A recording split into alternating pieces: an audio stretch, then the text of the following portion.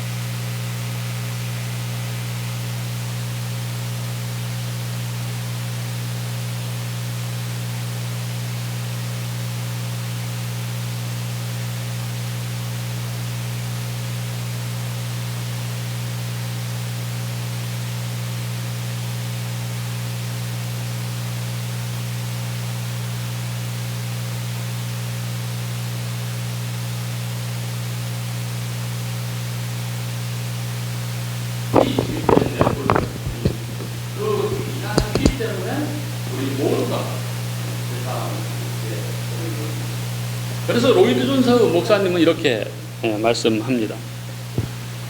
예수 그리스도의 신성 혹은 신적 본성을 주장하는 것도 똑같이 중요합니다. 예수 그리스도의 희생이 무한한 가치를 지니려면 그는 사람일 뿐 아니라 동시에 하나님이셔야 했다는 사실이 우리가 신성을 주장하는 것의 중요한 이유입니다. 예수님의 죽으심이 무한한 가치를 지니려면 그분은 하나님이셔야 했던 것입니다.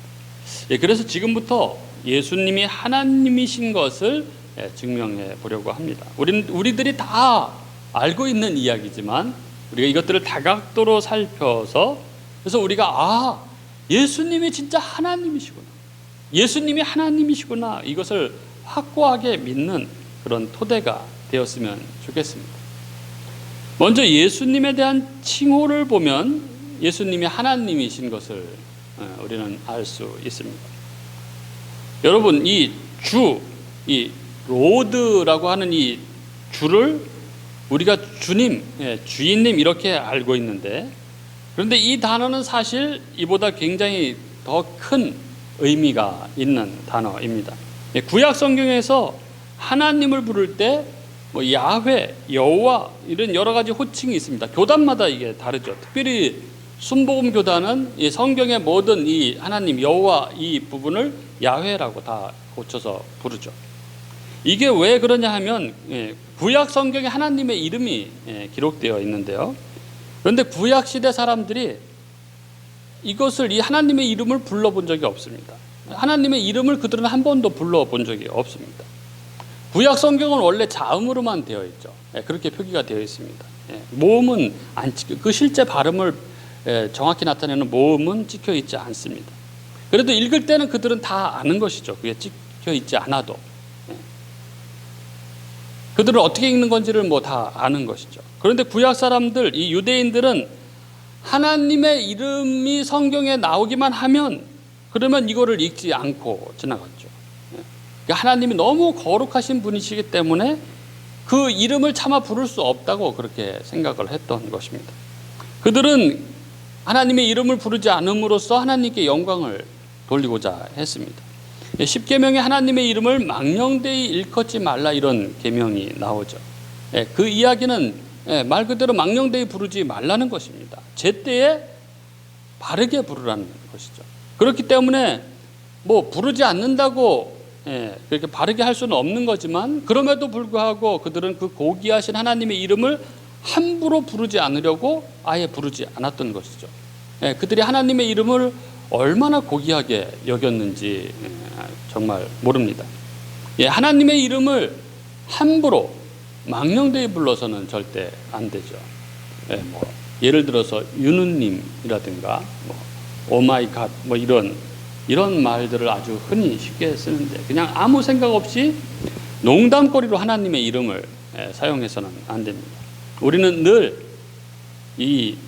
내가 하는 이 표현이 혹시 망령된 표현은 아닐까 이런 생각을 해야 하는 것이죠. 하나님에 관해서 이야기하고 하나님에 대해서 이야기할 때는 항상 그분을 경외하는 그런 마음으로, 두려워하는 마음으로, 또 영광을 돌리는 마음으로 그렇게 사용해야 되는 것입니다. 어쨌든 간에 그들은 하나님의 이름을 부르지 않았습니다. 안 부르려고 어떻게 했냐면 하나님의 이름만 나오면 그 부분을 아도나이 이렇게 불렀습니다. 하나님 이름을 아도나이로 대신 바꿔서 부른 것이죠. 이 아도나이, 이게 히브리어로 주 이런 뜻입니다. 하나님의 이름을 불러야 되는데 그분의 너무 거룩한 분이라서 부를 수는 없고 그래서 이 다른 이름으로 다른 발음으로 그냥 아도나이 이렇게 해버리는 것이죠. 그렇게 수천 년을 부르다 보니까 성경에 그 자세한 발음인 이 모음이 안 찍혀 있다 보니까 그 모음을 잃어버리고 말았습니다. 그래서 그 다음부터는 하나님의 이름을 히브리어로 뭐라고 부르는지 정확하게 그거를 알 수 없게 된 것이죠. 그래서 우리 개역개정에는 여호와 이렇게 되어 있지만 여호와가 아니라 야훼다, 야훼다, 이렇게 야훼가 훨씬 가능성이 크다 이렇게 이야기는 하지만 사실은 아무도 모르는 것이죠. 그래서 이 아도나이, 이 주라는 호칭이 구약 성경에서는 이 하나님에 대한 호칭이었습니다. 그런데 이것이 신약 성경에 와서 예수님의 호칭으로 사용이 됩니다. 누가복음 2장 11절에 보면 오늘 다윗의 동네에 너희를 위하여 구주가 나셨으니 곧 그리스도 주시니라 할 때 이 주가 바로 하나님이라는 이런 뜻입니다. 그래서 이 말씀은 오늘 베들레헴에 메시아요 하나님이신 분이 태어나셨다 이런 이야기인 것이죠. 그래서 우리가 우리 주 예수 그리스도라고 할 때 이 주를 그냥 주님으로만 이렇게 생각하는 것은 좀 많이 부족한 그런 것이죠. 물론 그런 뜻도 있지만 더 정확하게는 하나님이시다 이런 의미입니다. 그리고 예수님이 하나님이심을 나타내는 그 호칭 중에 인자라는 것이 있습니다. 복음서에 이 인자라는 것이 84회 정도 나오고 예수님께서도 본인을 직접 인자라고 그렇게 부르셨습니다. 이 인자라는 개념은 다니엘서 7장을 배경으로 하는 그러한 호칭입니다. 다니엘서 7장 13절 14절에 이런 말씀이 있습니다. 내가 또 밤 환상 중에 보니 인자 같은 이가 하늘 구름을 타고 와서 옛적부터 항상 계신 이에게 나아가 그 앞으로 인도되매 그에게 권세와 영광과 나라를 주고 모든 백성과 나라들과 다른 언어를 말하는 모든 자들이 그를 섬기게 하였으니 그의 권세는 소멸되지 아니하는 영원한 권세요 그의 나라는 멸망하지 아니할 것이니라. 여기에서 하나님에 대한 묘사가 인자와 같으니 구름을 타고 오시고 영원하여 옮기지 아니할 권세와 나라와 영광이 주어진 옛적부터 계신 이로 등장합니다. 인자는 하나님을 묘사하는 단어였습니다. 그래서 예수님은 본인을 인자, 인자 이렇게 부르셨습니다.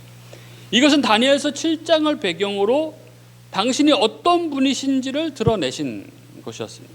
그래서 마태복음 26장 64절에 보면 예수께서 이르시되 내가 말하였느니라. 그러나 내가 너희에게 이르노니 이후에 인자가 권능의 우편에 앉아 있는 것과 하늘 구름을 타고 오는 것을 너희가 보리라 하시니 이렇게 기록되어 있죠. 또 하나님의 아들이란 칭호도 이 예수님을 하나님으로 표현하고 있는 것입니다. 성경에 하나님의 아들이라는 표현이 굉장히 많이 나오죠. 그런데 우리도 하나님의 아들이죠. 그러니까 사람들이 혼동을 합니다. 이 뜻을 정확히 모르고 예수님도 하나님의 아들, 나도 하나님의 아들, 그러니까 학렬이 같은 걸로 그렇게 착각을 하는 거죠. 그래서 예수님을 큰형쯤으로 그렇게 생각하는 분들이 있습니다. 이게 아닙니다. 예수님을 하나님의 아들이라고 부르는 것은 예수님이 하나님과 맺고 있는 아주 독특한 이 관계를 표현하는 것이죠. 그래서 독생자 이렇게 표현을 합니다. 이 독생자라는 것은 한 명만 태어났다 이런 의미가 아니죠. 독생자를 뜻하는 이 헬라어 이 모노게네스는 이 헬라 사회에서 유일무이한 자 이런 뜻으로 쓰였습니다. 다른 어떤 것과 감히 비교할 수도 없고 비교의 대상이 되지 않는 아주 독특한 것을 가리키는 단어가 바로 모노게네스, 독생자라는 뜻입니다. 그래서 예수님을 독생자라고 부르는 것은 예수님이 이 하나님에게 있어 누구와도 같지 않은 독특한 관계를 맺고 있는 분이라고 해서 독생자라고 부르는 것입니다. 이걸 분명히 알 수 있는 본문이 바로 오늘 우리가 본문으로 삼은 그 말씀입니다. 마태복음 11장 27절에 보면 이렇게 되어 있죠. 내 아버지께서 모든 것을 내게 주셨으니 아버지 외에는 아들을 아는 자가 없고 아들과 또 아들의 소원대로 계시를 받는 자 외에는 아버지를 아는 자가 없느니라. 내 아버지께서 모든 것을 내게 주셨다 이렇게 말씀하죠. 하나님께서 예수님에게 모든 것을 주셨습니다. 그래서 예수 그리스도만 하나님을 완전히 아십니다. 그래서 아버지 외에는 아들을 아는 자가 없다 이렇게 말씀합니다. 그렇기 때문에 이 얘기는 영원 전부터 하나님과 함께 계셨던 분이 아니고서는 이런 얘기가 성립될 수가 없는 것이죠. 그래서 예수 그리스도만 누가 하나님을 알지 그걸 결정할 주권을 갖습니다. 그렇게 해서 그 사람에게 하나님을 계시하는 것이죠. 이건 아주 배타적인 권리, 주권이라고 말할 수 있습니다. 그래서 여기에서 보면 이 예수님은 하나님에 대한 독점적인 신적 지식 그리고 아주 배타적인 주권을 가지고 계신 것으로 예수님 스스로 말씀하고 계신 것이죠. 그래서 이 본문은 예수님이 하나님의 아들이라는 의미가 바로 예수님이 하나님이시라는 것을 보여주는 아주 결정적인 증거다라고 그렇게 신학자들은 그렇게 이야기를 하는 본문입니다. 그렇기 때문에 28절 우리가 너무나 잘 아는 이 본문, 수고하고 무거운 짐진 자들아 다 내게로 오라 내가 너희를 쉬게 하리라. 예수님에게 가면 어떻게 됩니까? 예수님에게 가면은 27절 바로 하나님을 알 수 있게 되는 것입니다. 그래서 하나님을 아는 자들은 쉼을 얻게 되는 것이죠. 구원을 얻게 되는 것입니다. 바로 그 이야기인 것이죠. 사람들은 주로 그냥 28절만 떼어서 자주 사용합니다. 수고하고 무거운 짐진 자들아 다 내게로 오라 내가 너희를 쉬게 하리라. 그런데 이 말씀의 구체적인 뜻은 사실 27절을 전제로 할 때 바르게 이해될 수 있는 것이죠. 예수님이 하나님이시며 예수님께서 그 아버지 되시는 하나님 성부 하나님을 완전히 아시고 그가 아버지께로 올 수 있는 자를 결정하시는 주권을 가지신 분이시라는 것을 알 때에만 예수님께 나아가서 쉼을 얻고 안식을 얻을 수 있게 되는 것입니다. 뿐만 아니라 우리는 예수님이 하나님의 속성을 가지고 계신 것으로 그분이 하나님이심을 우리는 알 수 있습니다.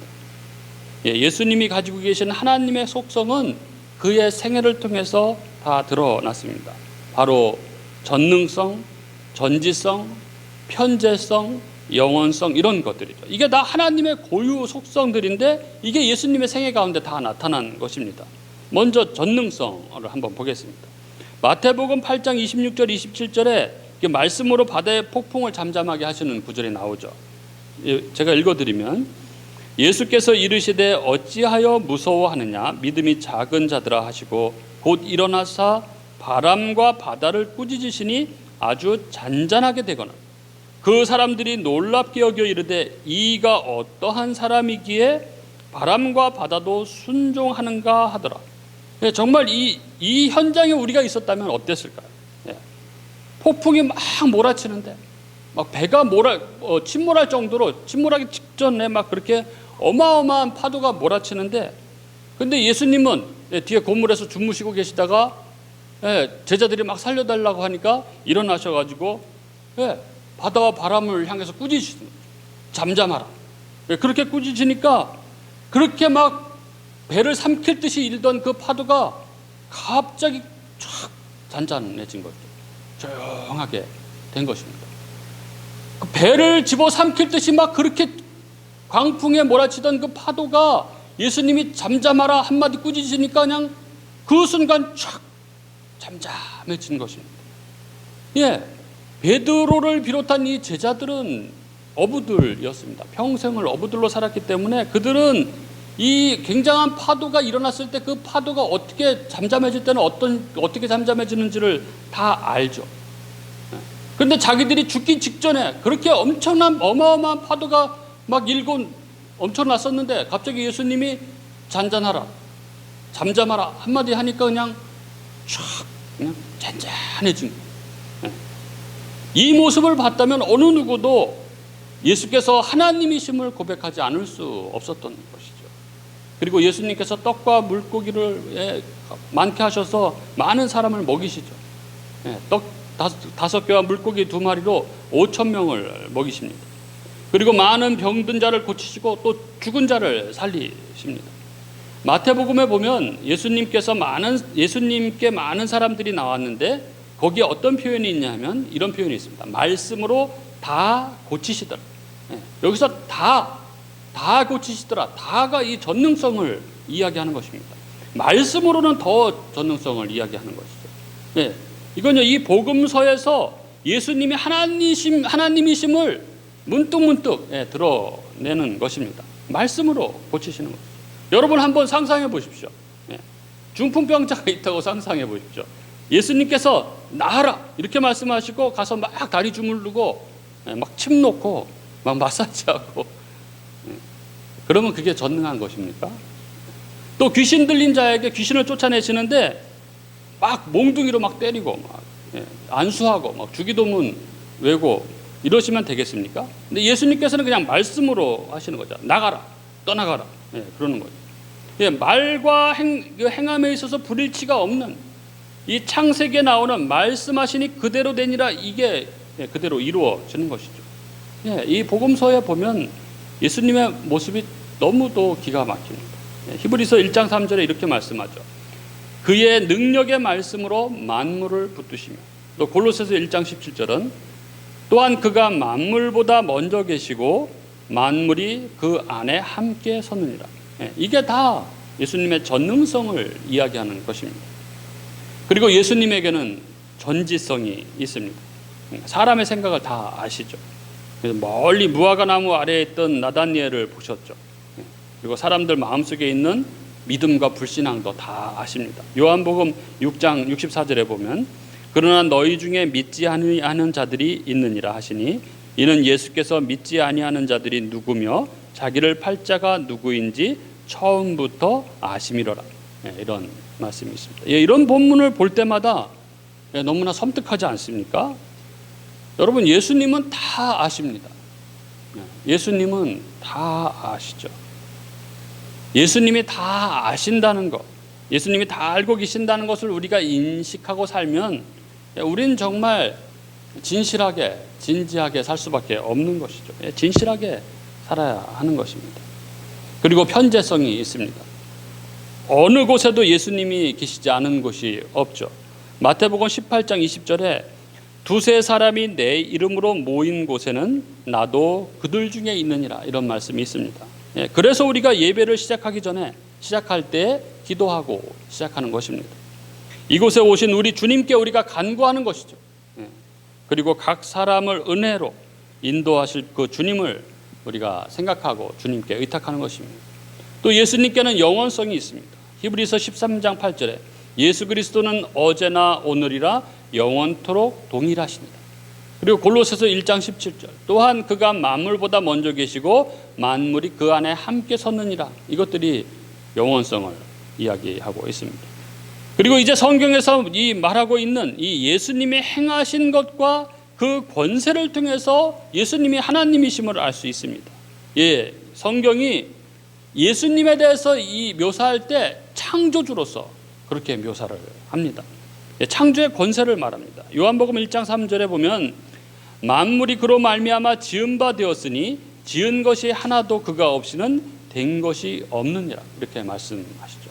그 다음에 죄사함과 부활의 권세가 있으십니다. 예수님께서 죄를 사하시죠. 마가복음 2장 5절에 보면 예수께서 그들의 믿음을 보시고 중풍병자에게 이르시되 작은 자야 내 죄사함을 받았느니라 하시니, 우리는 이런 말씀을 봐도 별로 느낌이 없죠. 그러나 이런 이야기를 들을 때 이 유대인들은 정말 기겁을 했습니다. 그들은 신성모독을 느꼈죠. 하나님만이 죄사함의 권세가 있는데 어찌 저자가 저런 이야기를 할 수 있는가, 이렇게 생각을 했던 것이죠. 그들은 그래서 참을 수가 없었던 것입니다. 예수님은 자신이 죄사함이 있는 이 죄사함의 권세를 보여줌으로써 당신이 하나님이심을 드러내려고 하셨던 것입니다. 또 예수님께서는 심판의 권세가 있으십니다. 우리가 심판대에 설 때 우리가 주님 앞에 서는 것입니다. 우리가 예수님 앞에 서는 것입니다. 디모데후서 4장 1절에 살아있는 자와 죽은 자를 심판하실 그리스도 예수, 이렇게 기록하고 있죠. 그리고 예수 그리스도의 부활 영광을 통해서 예수님의 하나님이심을 우리는 알 수 있습니다. 예수 그리스도께서 부활하셔서 하나님의 영광으로 만물을 다스리십니다. 에베소서 1장 20절부터 22절에 보면 이렇게 되어 있습니다. 그의 능력이 그리스도 안에서 역사하사 죽은 자들 가운데서 다시 살리시고 하늘에서 자기 오른편에 앉히사 모든 권세와 통치와 권세와 능력과 주권과 이 세상뿐 아니라 오는 세상에 일컫는 모든 이름 위에 뛰어나게 하시고 또 만물을 그의 발 아래에 복종하게 하시고 그를 만물 위에 교회의 머리로 삼으셨느니라. 이 본문은 예수님이 하나님이심을 아주 분명하게 증거합니다. 그분이 하나님이심이 전능하신 분, 온 우주 만물을 이 다스리시는 분이라는 걸 아주 명확하게 보여줍니다. 우리 주님은 만물을 그 발 아래 다 복종하게 하시는 분이십니다. 그렇게 이걸 알면 그분이 교회의 머리라고 하는 그 고백은 정말 너무나 어마어마한 그러한 고백이 아닐 수 없습니다. 이것을 진정으로 안다면 우리는 진정 이 교회의 영광이 무엇인지를 우리는 알 수 있습니다. 교회가 세상 사람들이 보기에는 너무나 초라해 보이고 지금 온 나라의 지탄이 대상이 되어버렸지.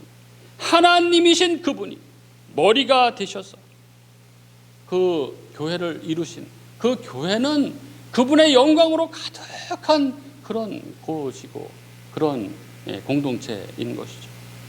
교회는 그분의 충만으로 말미암아 충만한 그분이 머리 되시고 그분을 믿는 모든 자들이 그리스도 안에서 지체를 이룬 한 몸을 이룬 영광스러운 그런 것이 바로 교회입니다. 그리고 그분이 이렇게 말씀하시죠. 계시록 22장 13절에 나는 알파와 오메가요 처음과 마지막이요 시작과 마침이요. 세상 만물이 그로 말미암아 시작되고 세상 만물이 그 안에서 모든 것이 마무리되는 것입니다. 결론이 나는 것입니다. 여러분, 예수 그리스도는 하나님이십니다. 그렇기에 이제 그분의 죽음의 가치, 그분의 십자가의 가치는 무궁무진합니다. 우리가 아무리 죄인이라고 하더라도 뭐 연쇄살인범이라고 하더라도 그 죄악의 크기가 아무리 크다고 한들 이 예수 그리스도의 보혈의 가치가 너무나도 커서 그 어떤 죄인의 죄도 사하지 못할 것이 없는 것입니다. 우리 모든 인류가 다 그분께 매어 달렸다. 주님의 그 보혈의 능력이 모자라서 그 피를, 그 죄값을 대속하지 못할 수가 없는 것입니다. 그래서 우리가 예수 그리스도의 하나님 되심을 진심으로 고백하고 믿고 나갈 때 우리는 그분의 그 보혈의 능력을 경험하게 되는 것입니다. 그리고 내가 하나님이신 그분의 보혈의 능력에 의해서 완전히 씻김을 받은 것을 우리는 확신하며 살아갈 수 있는 것입니다. 우리의 죄사함이 확고한 것입니다. 그래서 로마서 8장 34절에 누가 정죄하리요? 죽으실 뿐 아니라 다시 살아나신 이는 그리스도 예수시니 그는 하나님 우편에 계신 자요 우리를 위하여 간구하시는 자신이라는 이 말씀이 우리에게는 너무나 분명한 그런 말씀이 되는 것입니다. 그렇게 예수 그리스도는 구원을 베푸시는 하나님이시기에 그분은 우리의 예배를 받으시기에 합당하신 분이십니다. 죽을 우리를 살리시고 죽은 우리를 다시 살리시고 우리에게 영원한 생명을 주신 그분은 우리의 예배를 받으시기에 합당하신 분이십니다. 그래서 성경은 예수님을 예배의 대상으로 묘사합니다. 빌립보서 2장 9절부터 10절, 11절에 보면 이러므로 하나님이 그를 지극히 높여 모든 이름 위에 뛰어난 이름을 주사 하늘에 있는 자들과 땅에 있는 자들과 땅 아래에 있는 자들로 모든 무릎을 예수의 이름에 꿇게 하시고 모든 입으로 예수 그리스도를 주라 시인하여 하나님 아버지께 영광을 돌리게 하셨느니라. 또 계시록 5장 12절에 보면 큰 음성으로 이르되 죽임을 당하신 어린 양은 능력과 부와 지혜와 힘과 존귀와 영광과 찬송을 받으시기에 합당하도다 하더라. 이렇게 적고 있습니다. 그리고 예수님이 하나님이실 때 수고하고 무거운 짐진 자들아 다 내게 오라는 그 초대를 우리는 어린아이처럼 받아들일 수 있게 되는 것입니다. 이 모든 진리, 그분이 바로 하나님이셨음을, 그렇기에 우리의 모든 죄를 구원할 수 있는 그분이 구원자이심을 성경은 이렇게 다각도로 증거하고 있습니다. 이 모든 성경의 증거 앞에서 우리는 누구도 예수님께서 하나님이셨음을, 그가 우리의 죄를 대신해서 죽으신 구원자이심을 우리는 그 누구도 부인할 수 없게 되는 것입니다. 저 유명한 영국 옥스퍼드 대학의 교수였던 그 C.S. 루이스 또한 아주 오랫동안 그리스도의 하나님 되심, 이 신성을 부인하던 불가지론자였습니다. 하지만 그 또한 예수님의 신성에 관한 이 성경의 증거를 연구한 후에 예수님을 자신의 하나님과 구원자로 그렇게 영접했습니다. C.S. 루이스는 그의 그 명저죠, 순전한 기독교에서 이렇게 말하고 있습니다. 단지 인간에 불과하면서 예수께서 한 말을 한 사람은, 그런 사람은 미치광이이거나 지옥의 악마일 것이다. 당신은 선택하라. 이분은 전에도 지금도 하나님의 아들이거나 혹은 미치광이 혹은 그보다 더 나쁜 사람일 것이다. 당신은 예수를 바보라 비웃을 수도 있고 그분 앞에 엎드려 나의 주 나의 하나님이라 부를 수 있다. 당신은 선택하라. 이렇게 이야기합니다. 우리 모두 이 예수님의 하나님 되심에 대한 확고한 믿음으로 주님이 주시는 그 참된 안식에 참여하는 저와 여러분이 될 수 있기를 주님의 이름으로 간절히 바랍니다.